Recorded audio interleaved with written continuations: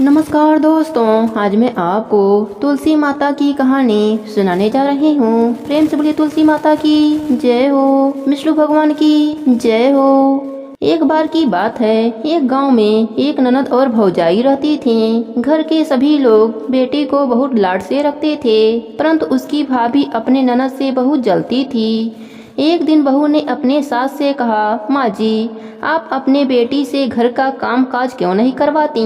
पराए घर जाएगी तो बहुत दुख पाएगी। परंतु सास ने कहा कि यह तो बहुत छोटी है, बड़ी हो जाएगी तो सब सीख जाएगी।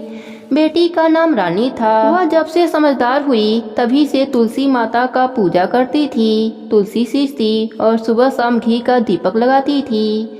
तुलसी जी का पूजा करने के बाद ही वह खाना खाती। रानी तुलसी जी से प्रार्थना करती, हे माँ, सोने का लोटा दो और लड्डुअन का थार दो।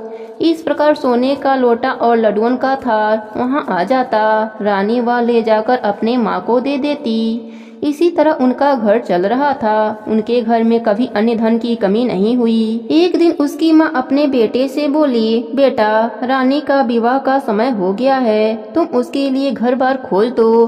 तभी उसकी भाभी बोली, मेरे जान पहचान की एक शादी है, रानी की शादी वहीं करा दी जाए।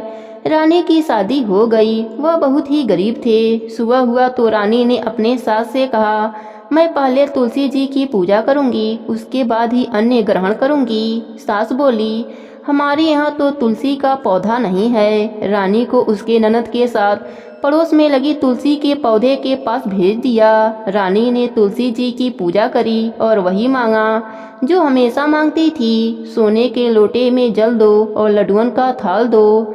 दोनों चीजें उसके सामने आ गए। रानी ने वह लोटा और थाल पड़ोसन को दे दिया। पड़ोसन तो बहुत खुश हुई और कहा, बहू, तुम रोज पूजा करने आया करो।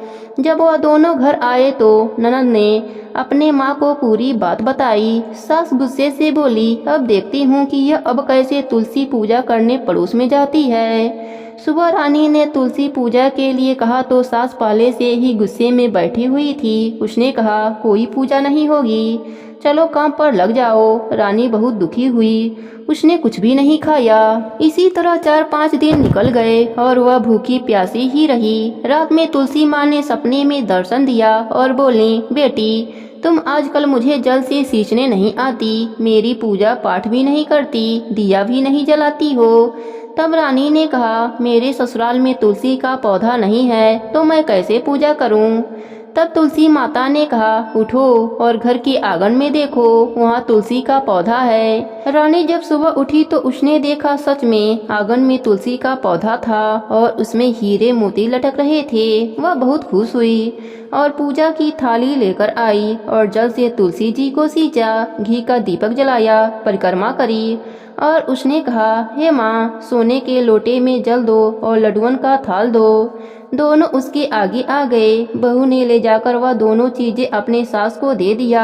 वह चकित होकर पूछा, यह सब कहाँ से आया? तब बहू ने पूरी बात बताई। सास ने आंगन में जाकर देखा तो आंगन में तुलसी का पौधा जगमगा रहा था। सास को अपनी गलती पर बहुत शर्मिंदगी हुई। सास बहू से माफी मांगने लगी तो बहू ने कहा, माँ जी, उल्टी गंगा नहीं बहती, मैं आपके पाँव लगूंगी, आप तुलसी माता के पाँव लगिए। अब दोनों सास बहू और ननद रोज तुलसी जी की पूजा करने लगे, तुलसी सींचने लगे, तुलसी माता की कथा कहानी सुनने लगे। हे तुलसी माता, जैसे आपने रानी पर अपनी कृपा करी, वैसे ही अपने सभी भक्तों पर अपनी कृपा बनाए रखना। प्रेम से बोलिए तुलसी माता की जय हो।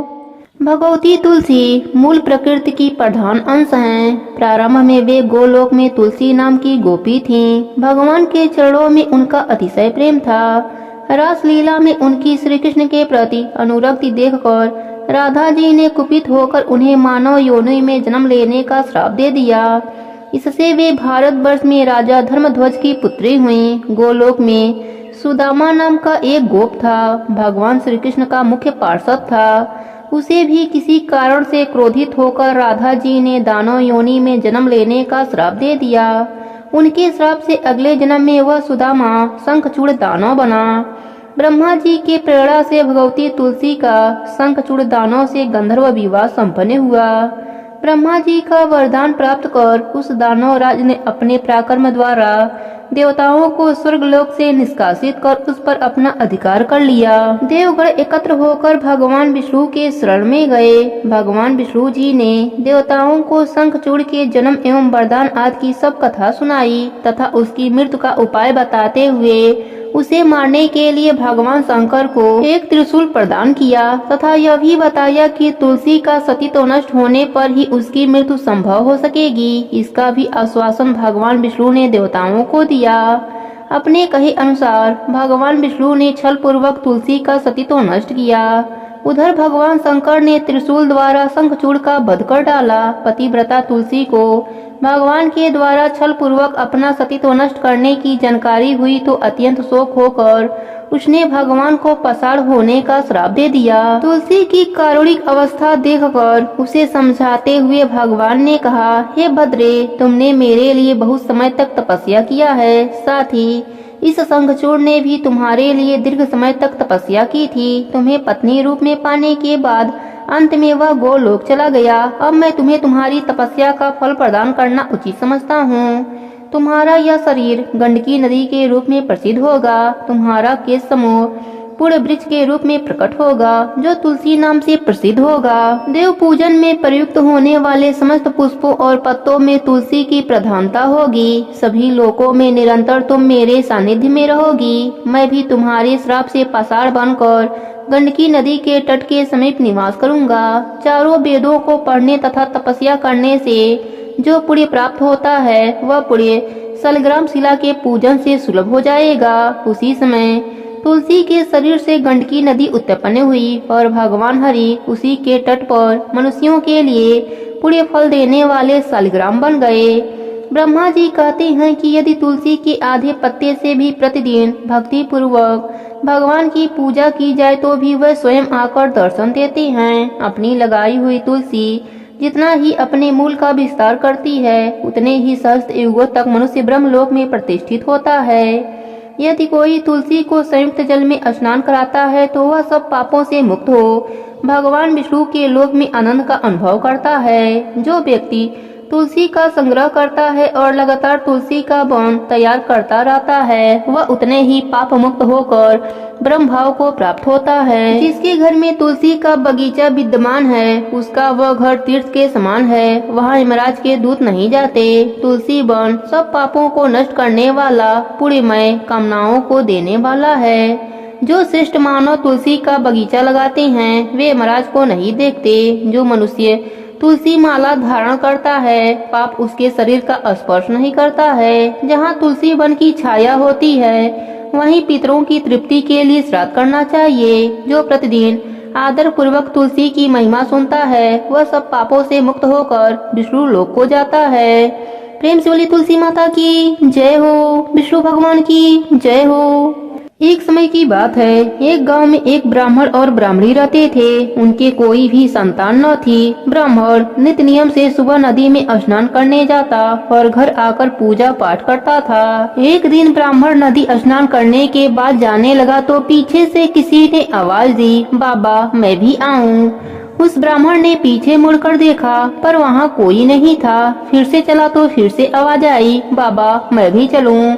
ब्राह्मण ने सोचा कोई दिखाई तो देता नहीं, कौन बुला रहा है। फिर ब्राह्मण ने कहा, भूत प्रेत हो तो मत आना, कोई देव हो तो आना। इतने में एक छोटी सी कन्या आई और बोली, बाबा मैं आपके घर आऊंगी। ब्राह्मण ने अंगुली पकड़ाई और उसे घर लेकर आ गया। घर आने पर उसकी स्त्री बोली, यह कन्या किसकी है। वह कन्या बोली, माँ मैं तेरी हूँ। ब्राह्मणी ने ब्राह्मण से पूछा, क्या बात है। ब्राह्मण ने सारी बात बताई। उन दोनों ने उसे बेटी कहकर पुकारा। वह दोनों पति पत्नी बहुत खुश हुए और बोले, इसका क्या नाम रखें। ब्राह्मण बोला, इसका नाम तुलसी रख देते हैं, यह हमारे आंगन की तुलसी है। अब तुलसी खेलने कूदने लगी। माता पिता भी उसे बड़ा प्रेम करते थे। वह बड़ी हुई तो माता पिता उसकी शादी की चिंता करने लगे। तब तुलसी बोली, मेरी चिंता आप मत करो, मुझे तो स्वयं भगवान श्री हरि लेने आएंगे। आप लोग तैयारियां करो। शादी का मुहूर्त निकला। कार्तिक शुक्ल एकादशी के दिन तुलसी जी का विवाह शालिग्राम जी के साथ हो गया। जब तुलसी जाने लगी उसके माता पिता रोने लगे। बेटी, हम तुम्हें कहाँ लेने आएंगे? तब तुलसी ने कहा, माता पिता, आप मेरी चिंता मत करना, मेरा ससुराल द्वारिका धाम है। आप जब याद करोगे तो मैं आ जाऊंगी। आप अपने आंगन में तुलसी लगाना, उससे मन को शांति मिलेगी। आंगन के तुलसी को आप सदा हरा रखना, उसकी पूजा अर्चना करते रहना। इतना कहकर तुलसी विदा हो गयी। ब्राह्मण और ब्राह्मणी अपने आंगन की तुलसी की पूजा अर्चना करने लगे। कुछ दिनों के बाद ब्राह्मण और ब्राह्मणी की मृत्यु हो गई। उन्हें लेने बैकुंठ लोक का विमान आया और वह दोनों ब्राह्मण और ब्राह्मणी बैकुंठ धाम को चले गए। हे तुलसी माता, जैसे आपने ब्राह्मण और ब्राह्मणी पर अपनी कृपा करी, वैसे ही अपने सभी भक्तों पर अपनी कृपा बनाए रखना। कहानी अधूरी हो तो पूरी करना, पूरी हो तो मान रखना। प्रेम से बोलिए तुलसी माता की जय हो, विष्णु भगवान की जय हो। एक समय की बात है, एक गांव में एक पति पत्नी रहते थे। उनके 2 बेटे और एक बेटी थी। बड़ा होने पर दोनों बेटों का विवाह हो गया। बड़ी वाली बहू बहुत ही घमंडी थी और अपने में ही मगन रहती थी। सास ससुर की बिल्कुल सेवा नहीं करती। छोटी वाली बहू बहुत ही शांत स्वभाव की थी। सास ससुर की हमेशा सेवा करती, साथ ही सुबह उठती, तुलसी सींचती और शाम को दीपक जलाती थी। उसका पति कुछ भी नहीं कमाता था। बड़ा वाला बेटा कमाता था और उसी के पैसों से घर का खर्चा चलता था। एक बार बड़ी बहू ने सोचा, ससुर जी भी बुढ़े हो गए, देवर भी कुछ नहीं कमाता, मेरे पति ही अकेले कमाते हैं और पूरे घर का खर्च चलाते हैं, तो मैं ऐसा क्यों करूं? मैं भी अपने पति का कमाई खर्च नहीं करने दूंगी। बड़ी बहू अपने सास ससुर से कहने लगी, मैं अलग रहना चाहती हूँ। देवर जी भी नहीं कमाते और अब बुढ़े हो गए, मेरे पति की कमाई से ही पूरे घर का खर्चा चलता है, इसलिए मैं अलग रहना चाहती हूँ। बड़ी बहू ने घर का बंटवारा करा दिया। घर का जो भी अच्छा सामान था वह अपने हिस्से में ले लिया और जो भी टूटा फूटा सामान था वह छोटी बहू के हिस्से में दे दिया। सास ससुर और ननद को भी छोटी बहू के हिस्से में दे दिया। पक्के मकान का अच्छा वाला हिस्सा ले लिया और टूटा फूटा हिस्सा छोटी बहू को दे दिया। छोटी बहू बोली, मैं आपके बंटवारे से सहमत हूँ, बस एक मेहरबानी और कर दीजिए। आपके हिस्से में जो तुलसी का पौधा है या तो मुझे दे दीजिए, नहीं तो मुझे वहाँ रोजाना आकर पूजा करने की अनुमति दे दीजिए। बड़ी बहू झिलमिलाती हुई गई और तुलसी का पौधा उखाड़ कर ले आई और छोटी बहू के हाथों में देती हुई बोली, या ले, तुलसी का पौधा भी ले ले। वैसे भी मुझे फुर्सत कहाँ पूजा पाठ करने की। ऐसा करने पर माता लक्ष्मी छोटी बहू के पीछे पीछे उसके साथ चली गयी। बड़ी बहू के घर से माता लक्ष्मी चली गयी और छोटी बहू के घर पर माता लक्ष्मी का वास हो गया, क्योंकि माता लक्ष्मी तो तुलसी के पौधे में विद्यमान रहती हैं। अतः तुलसी का पौधा छोटी बहू के पास आ गया था। धीरे धीरे बड़ी बहू के घर में परेशानियां होने लगीं। उसके पति की नौकरी भी चली गई, लेकिन छोटी बहू के पति को अचानक ही एक नौकरी मिल गई। वह बहुत ही मन से राजा के यहाँ काम करने लगा। उससे प्रसन्न होकर राजा ने उसे रहने के लिए मकान और खेती करने के लिए 100 बीघा जमीन दे दी। रात दूना दिन चौगुना तरक्की करने लगा और जेठानी के यहाँ कंगाली छाने लगी। उसके पति की नौकरी भी चली गई और वह बीमार रहने लगा। हाल यह हुआ कि बड़ी बहू को दूसरे के यहाँ काम करके अपना गुजारा करना पड़ता और छोटी बहू ठाठ से रहने लगी। अपने सास ससुर की सेवा करती, सुबह शाम माता तुलसी और लक्ष्मी जी की पूजा करती, कथा कहानी कहती सुनती। इस प्रकार तुलसी माता की कृपा से छोटी बहू धरती लोक पर सुखों को भोगा और अंत में स्वर्ग लोक को गई। प्रेम से बोलिए तुलसी माता की जय हो, लक्ष्मी माता की जय हो। दूसरी कथा के अनुसार, बहुत पुरानी बात है, एक गांव में एक बुढ़िया माई रहती थी। वह नित्य नदी पर स्नान करती और तुलसी जी को सींचती और तुलसी माता से कहती, तुलसी माता सबकी दाता, मैं बिरला सींचूं तू कर निस्तार मेरा। तुलसी माता लडुआ दे, अड़ुआ दे, पीताम्बर की धोती दे, मीठा मीठा ग्रास दे, बैकुंठ का वास दे, चटके की चाल दे, पटके की मौत दे, चंदन की गांठ दे, झालर की झंकार दे, साई का रस दे, दाल भात का जीवन दे, 11 की मौत दे और कृष्णा की कंधा भी दे दे। बुढ़िया माई रोज तुलसी सींचने के बाद यही बात कहती थी। उनकी बात सुनकर तुलसी माता सूखने लगी। एक दिन भगवान हरि ने पूछा, हे प्रिय, इतनी औरतें तुम्हें सींचती हैं, मीठा भोग लगाती हैं, गीत सुनाती हैं, फिर भी तुम क्यों सूख रही हो? तब तुलसी माता ने कहा, प्रभु, एक बुढ़िया माई रोज मेरे पास आती हैं और रोज मुझसे यही सब बातें कहती हैं। मैं हर बात पूरी कर सकती हूँ, पर श्री हरि का कान्हा कहाँ से ला कर दूंगी। तब भगवान हरि बोले, जब वह मरेगी तब कान्हा देने मैं स्वयं आ जाऊंगा। कुछ दिनों के बाद बुढ़िया माई का देहांत हो गया। बुढ़िया माई के अंतिम संस्कार के लिए गांव के कुछ लोग बुढ़िया माई के मृत शरीर को उठाने लगे तो वह बुढ़िया माई इतनी भारी हो गई कि किसी से भी नहीं उठती।